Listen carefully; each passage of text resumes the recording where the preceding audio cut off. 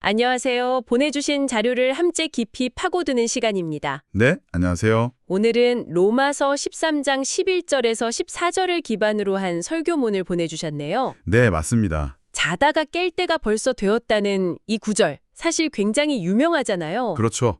많이들 인용하는 구절이죠. 보통은 뭐랄까, 이제 나태함에서 벗어나서 더 열심히 신앙생활 하자. 이 정도로 이해하는데요. 네, 대부분 그렇게 생각하죠. 근데 보내주신 이 자료는요, 이 구절을 완전히 다른 차원으로 해석하고 있더라고요. 맞습니다. 접근 방식 자체가 상당히 독특해요. 그래서 오늘 저희는 이 자료를 통해서 이 잠에서 깨어난다는 것의 진짜 의미가 뭔지, 그리고 처음 믿을 때보다 가까워진 구원이라는 게 과연 뭘 뜻하는지, 그 숨겨진 구조를 한번 파헤쳐 보겠습니다. 네, 좋습니다. 이 자료가 단순히 성경 구절을 주의하는 걸 넘어서요. 신앙의 여정 전체를 잠자는 상태하고 깨어난 상태라는 거대한 두 단계로 나누고 있거든요.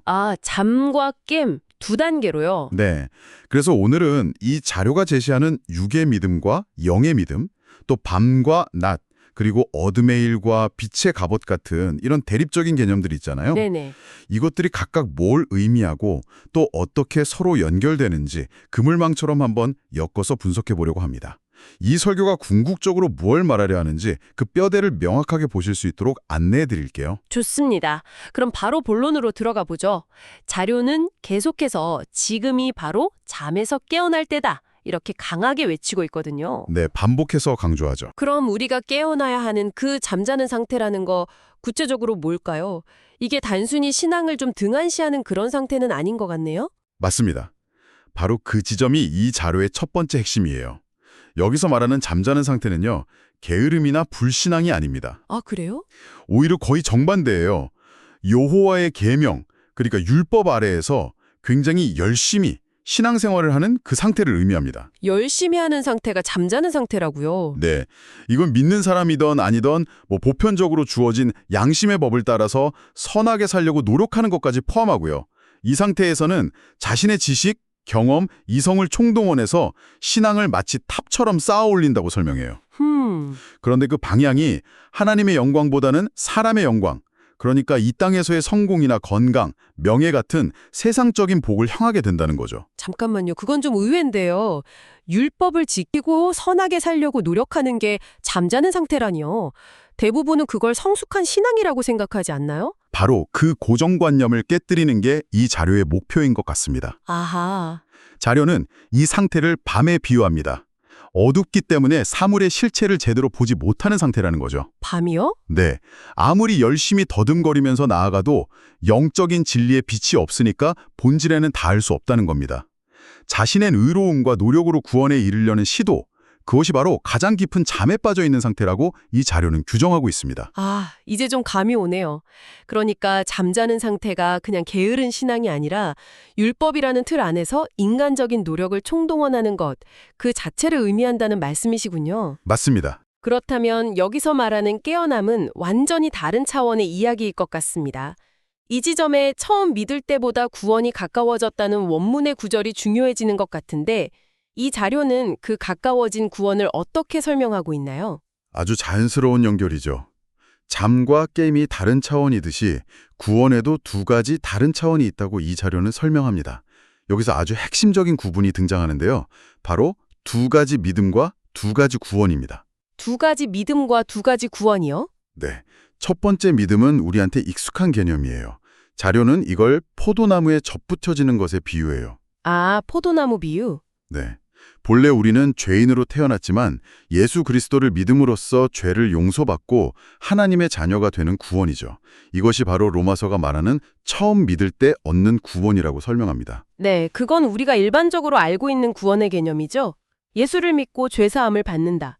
그럼 두 번째 믿음은 여기서 어떻게 더 나아가는 건가요? 여기서부터 이 자료의 독창적인 해석이 본격적으로 드러납니다. 두 번째 믿음은 그리스도의 몸에 붙는 것이라고 표현돼요. 그리스도의 몸에 붙는다? 네, 이건 시간과 공간을 초월하는 개념인데요. 우리의 영혼이 이 땅에서 육신으로 태어나기도 전에, 그러니까 창세전 7째 날에 이미 그리스도 안에서 거룩한 하나님의 백성으로 창조되었다는 영적인 진리, 그걸 깨닫고 믿는 걸 말합니다. 창세 전에 이미 구원을 받았다. 이건 정말 패러다임을 바꾸는 이야기네요. 그렇죠. 이 두 가지 구원을 이렇게 비유해 볼 수 있을 것 같아요. 첫 번째 구원은 우리가 한 가문에 입양되는 것과 같아요. 입양이요? 네, 법적으로 자녀가 되고 상속권을 받죠. 이게 예수를 믿어서 죄 사함을 받는 구원입니다. 그런데 두 번째 구원은 알고 보니까 내가 원래 그 가문에서 태어난 친자식이었다는 그 출생의 비밀을 깨닫는 것과 같아요. 아, 입양되기 전부터 이미 내게는 그 가문의 피가 흐르고 있었다는 그 진리를 아는 거죠. 이 자료는 바로 이 두 번째 깨달음, 그러니까 내가 원래 누구였는지를 아는 게 진정으로 거듭나는 것이고 이게 바로 잠에서 깨어나는 것이라고 말하는 겁니다.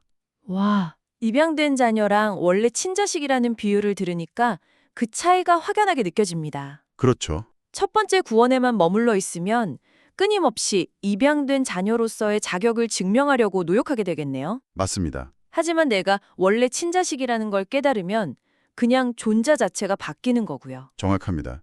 그래서 처음 믿을 때보다 구원이 가까웠다는 구절을 이 자료는 이렇게 해석하는 거예요.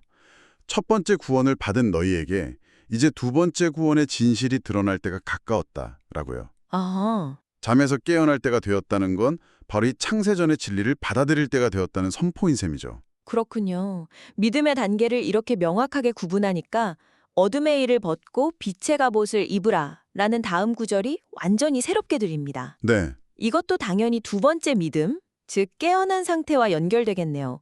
여기서 말하는 어둠의 일은 구체적으로 뭐고 빛의 갑옷은 또 뭔가요? 네, 직접적으로 연결됩니다.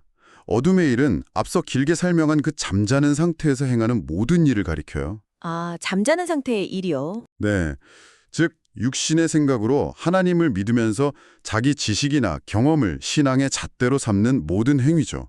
그런데 이 자료는 여기서 굉장히 도발적인 지점을 파고들어요. 어떤 점이죠? 우리가 흔히 생각하는 우상 숭배는 뭐 금송아지나 다른 신을 섬기는 거잖아요.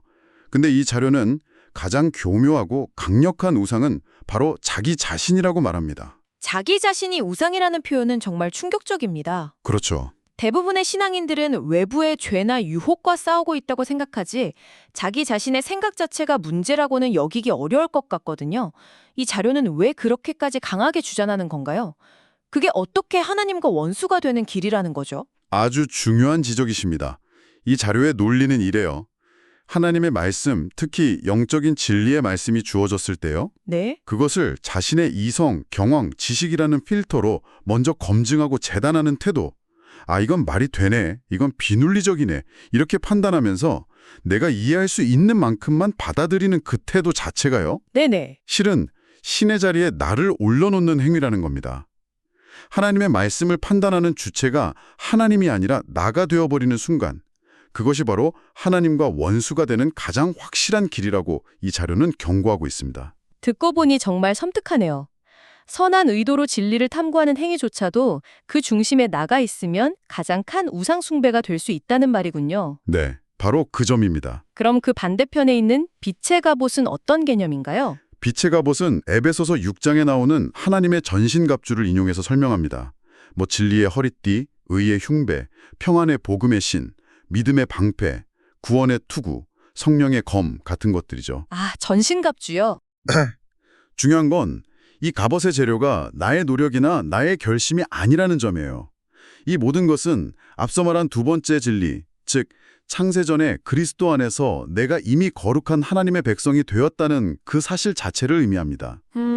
이 진리를 머리가 아닌 마음으로 받아들여서 내 온몸을 감싸는 갑옷으로 삼는 거죠. 아, 그러니까 빛의 갑옷은 내가 만들어서 있는 게 아니라 이미 나를 위해 만들어진 진리를 그냥 입기만 하면 되는 거군요. 바로 그겁니다.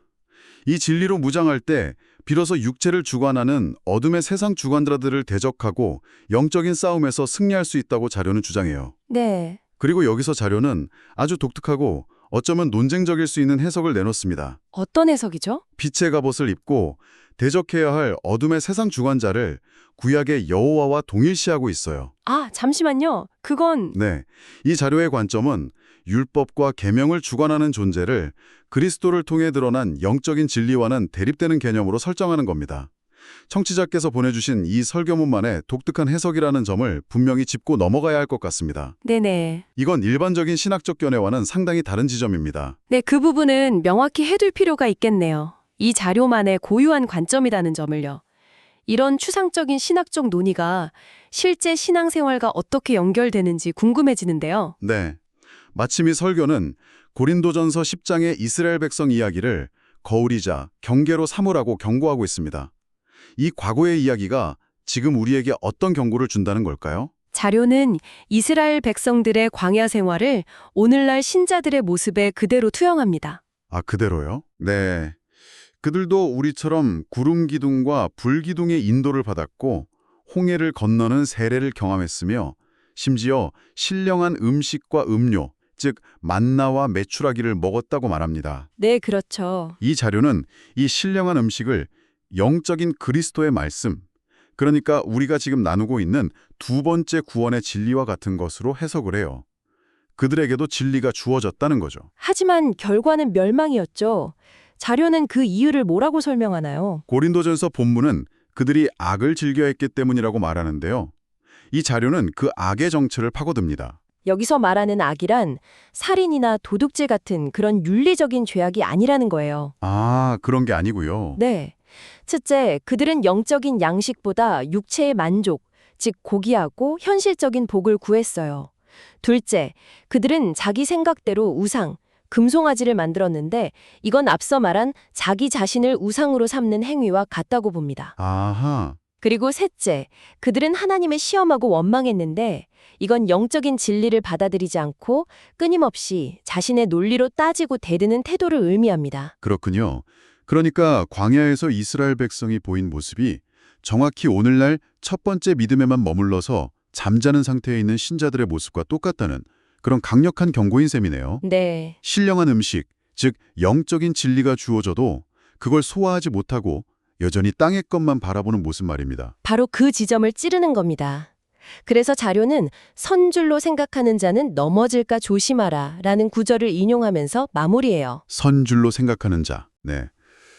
여기서 선줄로 생각하는 자란 나는 예수를 믿어 죄 사함을 받았으니 구원은 따놓은 강상이다. 이렇게 생각하면서 첫 번째 구원에 안주하는 사람들을 가리킵니다. 아, 그 상태에 머물러 있는 것은 광야의 이스라엘 백성처럼 언제든 멸망할 수 있는 위험한 상태라는 거죠.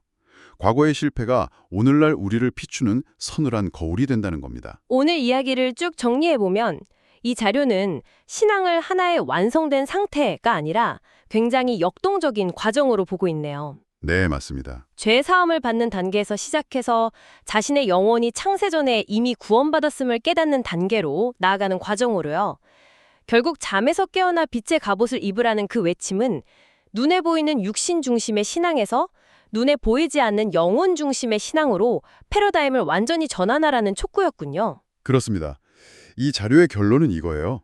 우리의 구원은 한 번이 아니라 두 번에 걸쳐 완성되고 여기에는 두 명의 증인이 필요하다는 겁니다. 두 명의 증인이요? 네, 첫 번째 증인은 우리를 죄에서 구원하신 그리스도 예수님이고 두 번째 증인은 창세전에 우리를 거룩하게 창조하신 하나님입니다. 육으로 태어나 예수를 믿는 첫 번째 구원과 그 이전에 이미 영원히 그리스도 안에서 온전하게 지음받았다는 두 번째 구원, 이 두 가지를 모두 믿고 받아들일 때 비로소 온전한 믿음에 이르게 된다고 이 자료는 주장하고 있습니다. 오늘 분석이 보내주신 자료를 더 깊이 이해하는 데 좋은 지도가 되었기를 바랍니다. 이 자료가 제시하는 관점은 기존의 신앙에 익숙한 분들에게는 상당히 낯설고 또 도전적으로 느껴질 수도 있을 것 같아요. 네, 그럴 수 있습니다. 마지막으로 이 자료는 우리에게 이런 질문을 던지는 것 같네요. 신앙에 있어 가장 큰 우상은 외부의 유혹이나 세상의 악이 아니라 주어진 진리를 끊임없이 판단하고 재단하는 나 자신의 생각과 지식 그 자체일 수 있다는 이 관점에 대해 어떻게 생각하시나요? 어쩌면 우리가 굳게 믿고 있는 신념이나 신학적 지식 체계가 오히려 더 깊은 차원의 진리를 가로막는 가장 견고한 장벽이 될 수도 있다는 가능성, 그 가능성을 열어두고 자신의 신앙을 근본부터 점검해 볼 필요는 없을까요?